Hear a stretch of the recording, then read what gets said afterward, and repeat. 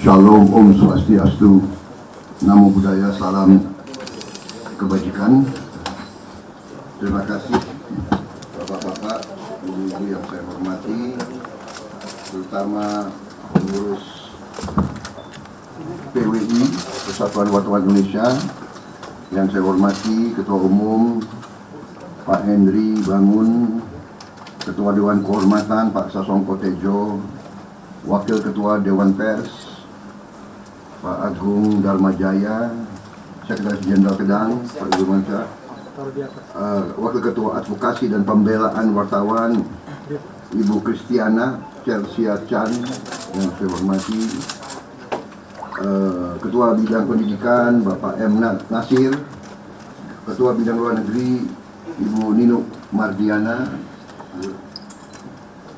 Wakil Ketua Bidang Luar Negeri Ibu Peti S. Fatima, Wakil Sekjen 1 Raja Parlindungan Pane, dua. Kemudian Saudara Agus Sudibyo, Ketua Dewan Pakar. Terima kasih atas undangan ini. Saya sudah menyiapkan buku untuk saudara-saudara sekalian, lengkap. Buku ada, kalau tidak salah ada berapa buku ya? Ya, ada 3 judul ya. Ada 3 judul. Yang satu buku saya tentang kepemimpinan militer, ada dua jilid. Dari situ bisa dipahami latar belakang saya, nilai-nilai yang saya anut, falsafah yang saya anut, falsafah hidup, falsafah pengabdian, dan ikon-ikon ataupun idola-idola dalam kehidupan saya, siapa yang saya pegang sebagai panutan saya sepanjang sejarah. Kemudian yang kedua adalah pemikiran saya tentang kondisi bangsa Indonesia yang saya tuangkan dalam sebuah buku namanya Paradoks Indonesia. Ya. Yang terakhir adalah strategi transformasi bangsa. Itu adalah kulminasi daripada pemikiran saya, pemahaman saya tentang pengalaman dan kondisi bangsa Indonesia yang akhirnya tertuang dalam strategi transformasi bangsa yang sebenarnya intinya adalah jawaban terhadap dilema atau paradoks Indonesia, yaitu bahwa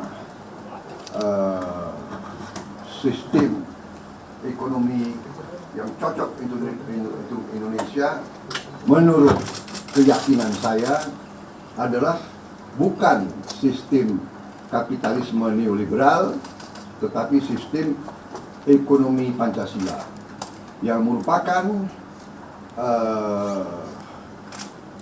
penggabungan yang terbaik dari sistem kapitalisme dan yang terbaik dari sistem sosialisme, dan yang berakar kepada pengalaman Indonesia sebagai negara yang cukup lama dijajah dan yang bangkit, ingin merdeka dan ingin hidup makmur. Di situ akan dilihat bahwa yang seharusnya kita anut adalah ekonomi Pancasila, yang tidak lain adalah ekonomi berdasarkan Undang-Undang Dasar 1945, dan di mana sudah sangat jelas cetak biru pembangunan bangsa sudah ada dalam Undang-Undang 45. Mulai dari pembukaannya, di mana tujuan nasional ditegaskan, kemudian filosofi ekonominya sudah sangat jelas dalam pasal 33 dan 34 Undang-Undang Dasar 45, ya, bahwa ekonomi Indonesia harus berazaskan kekeluargaan. Itu sudah sangat jelas. Saya kira intinya itu dalam strategi transformasi bangsa, pemahaman keyakinan saya dan tim saya yang sekarang tergabung dalam Koalisi Indonesia Maju adalah bahwa pembangunan suatu bangsa, ya, di mana tujuannya adalah untuk mencapai kemerdekaan sejati, yaitu kemerdekaan sejati adalah di mana suatu rakyat, suatu bangsa bisa hidup dengan layak. Kemerdekaan sejati adalah di mana tidak boleh ada kemiskinan, tidak boleh ada kelaparan, tidak boleh ada kurang gizi di antara rakyat kita. Dan pembangunan suatu bangsa itu bukan suatu usaha semacam minum tablet. Suatu pembangunan bangsa, nation building, adalah proses puluhan tahun, bahkan mungkin ratusan tahun. Yang jelas kita sudah 78 tahun, sudah menuju 100 tahun, kan begitu. Dengan itu sebagai dasar, berarti kita harus membangun di atas apa yang sudah dibangun terlebih dahulu oleh pemimpin-pemimpin Indonesia dari masa ke masa. Ya. Jadi, apa yang kita nikmati hari ini menurut pemahaman saya, keyakinan saya, adalah hasil dari kepemimpinan zaman Bung Karno, kepemimpinan pada saat Bung Karno, bukan akibat Bung Karno tunggal. Tidak ada pembangunan bangsa yang tergantung satu orang, kan begitu ya. Ada Bung Karno, ada Bung Hatta, ada Bung Syahrir, ada Sudirman, ada banyak tokoh yang berkorban juga banyak. Ada Dan Mogot, ada Ngurah Rai, ribuan orang berkorban. Jadi, tapi kalau tidak ada generasi itu pembebas, ya kita mungkin tidak seperti ini. Bukan negara yang sebesar Indonesia, yang sekaya Indonesia, kalau bukan pemimpin-pemimpin kita pada zaman era itu, era perjuangan, era proklamasi, dan era perang kemerdekaan dan selanjutnya. Dan sesudah Bung Karno dengan kelebihan dan kekurangannya, era Pak Harto.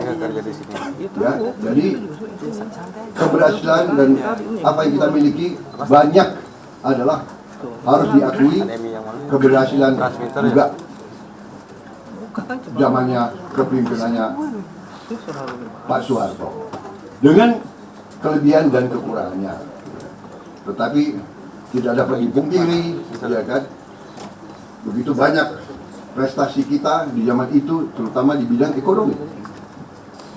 Kemudian sesudah itu, karena tuntutan demokratisasi, reformasi dan sebagainya, kita juga harus akui terobosan dan keberhasilan ataupun apa yang dirintis oleh Pak Habibie, walaupun sebentar, oleh Gus Dur, oleh Ibu Mega, oleh SBY, dan oleh Pak Jokowi. Jadi, saya berpendapat bahwa semua sumbangan-sumbangan mereka itu menghasilkan suatu landasan yang kuat, suatu fondasi untuk kita bisa benar-benar take off menjadi negara makmur, negara modern, negara sejahtera. Nah, itu yang dari hasil ini semua, dan yang saya paling merasakan adalah tentunya yang bisa dikatakan kepemimpinan dua presiden yang langsung selama ini, Pak Jokowi dan SBY. Bagaimanapun dari situlah Pak SBY presiden pertama yang dipilih direct election, dan bisa dikatakan mungkin presiden pertama yang menyelesaikan suatu masa terpilih secara utuh suatu periode, dipilih lagi secara utuh suatu periode. Jadi ini 10 tahun harus kita akui, ya kan? Kemudian sekarang Pak Jokowi terpilih 5 tahun, 1 periode, terpilih lagi, dan akan selesaikan 1 periode 5 tahun. Jadi ini bisa dikatakan 10 tahun, apapun dikatakan stabilitas. Jadi bapak-bapak sekalian, saudara-saudara sekalian, ya, marilah kita, saya ajak selalu, marilah kita lihat sekeliling kita. Marilah kita nonton berita tiap malam di TV. Apa yang terjadi di Ukraina, apa yang terjadi di Gaza, apa yang terjadi di Libya, di Sudan, di Yaman. Mari kita lihat apa yang terjadi di Mali, di Chad. Perang, saudara, perang, saudara. Dan marilah kita sadar dan bersyukur bahwa akibat kearifan pemimpin-pemimpin kita selama sekian tahun, Indonesia masih seperti kita sekarang. Kita tidak dibom di ibu kota kita. Kita tidak hilang 20.000 warga negara dalam 2 bulan. 10.000 anak. Dan tiap hari dihujani. Kita tidak kehilangan rumah pekarangan kita sampai sekarang. Ini bukan sesuatu yang jatuh dari langit. Ini yang saya menghimbau. Marilah kita semua sadar, apapun latar belakang kita, apapun visi kita, ya, bahwa kita berbeda, itu biasa. Dalam demokrasi perbedaan itu biasa. Tetapi marilah kita ingat nilai-nilai inti kita. Apa yang menyatukan kita, apa yang memisahkan kita, banyak. Tapi kalau cari apa yang menyatukan kita. Satu, kita ingin hidup sebagai negara merdeka namanya Indonesia, yang terdiri dari ingat dan sebagainya. Tapi, nah ini baru dengan stabilitas, dengan perdamaian, baru kita bisa membangun. Intinya kita negara sangat kaya, kekayaan kita luar biasa. Ratusan tahun sudah diperas, sudah diisep kekayaan kita masih seperti ini. Dan strategi ke depan, kenapa saya menyatu luar biasa dengan Pak Jokowi, karena bukan karena chemistry apa kita bekas pesaing, tapi tidak, karena visi beliau adalah sama dengan visi saya. Indonesia harus makmur, kekayaan kita harus di tangan kita sendiri, harus kita olah, dan kita tidak boleh izinkan Indonesia diambil kekayaannya terus dengan tidak ada nilai tambah untuk rakyat kita. Berarti hilirisasi adalah kunci, salah satu kunci utama dari kemakmuran anak-anak dan cucu-cucu kita. Ini misi saya, ini perjuangan saya, dan inti daripada strategi pembangunan saya adalah itu. Mengelola, menjaga kekayaan kita, meneruskan hilirisasi, melanjutkan semua yang sudah dibangun oleh pendahulu kita, terutama Pak Jokowi. Dan ya kan 10 tahun ini kan Pak Jokowi, plus 10 tahun Pak SBY. Semua program-program yang sudah dilaksanakan, yang dirasakan oleh rakyat, kita teruskan dan kita sempurnakan dan kita perbaiki. Apakah ada kekurangan? Banyak. Apakah kita tidak puas? Apa kita sudah puas dengan yang kita sudah dihasilkan? Masalah demokrasi, masalah hukum, masalah apa kita puas? Tentunya kita tidak puas. Harus banyak yang kita perbaiki. Tapi marilah kita juga fair, marilah kita juga adil dalam menilai, marilah kita juga jangan kalau orang ada filosofi ajaran nenek moyang kita ya. Saya setengah Jawa jadi masih ada pengaruh di Asia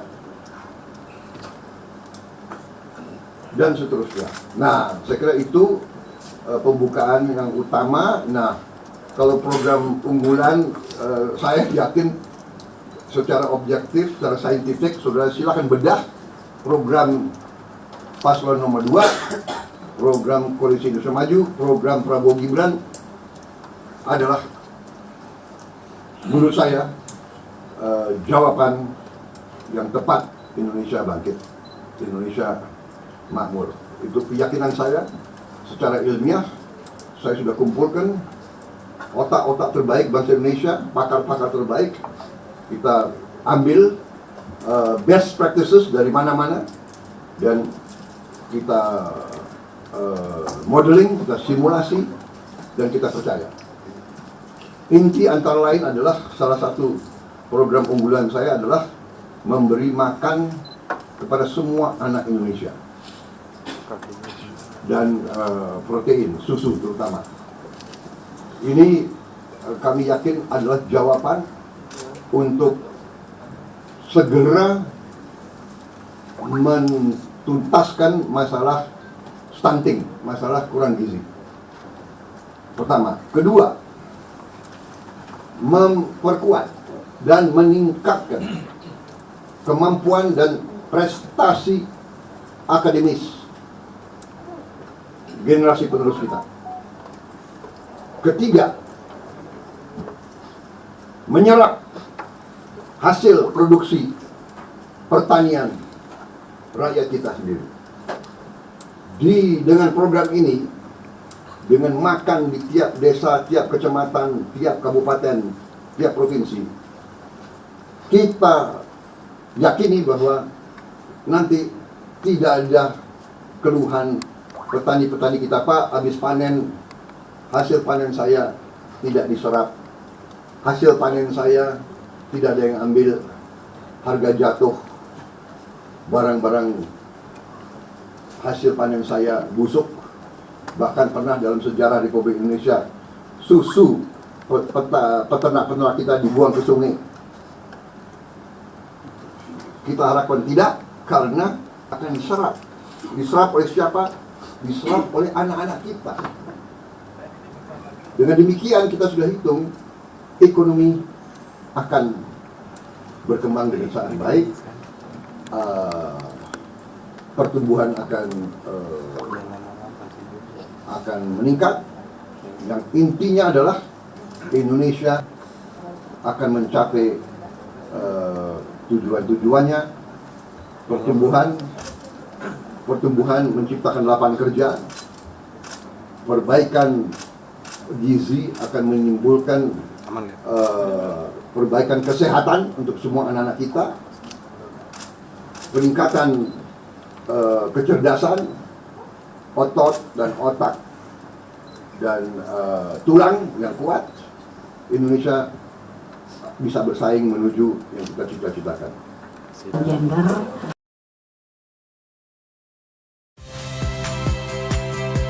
Saya Friska Clarissa. Saksikan program-program Kompas TV melalui siaran digital, pay TV, dan media streaming lainnya. Kompas TV, independen, terpercaya.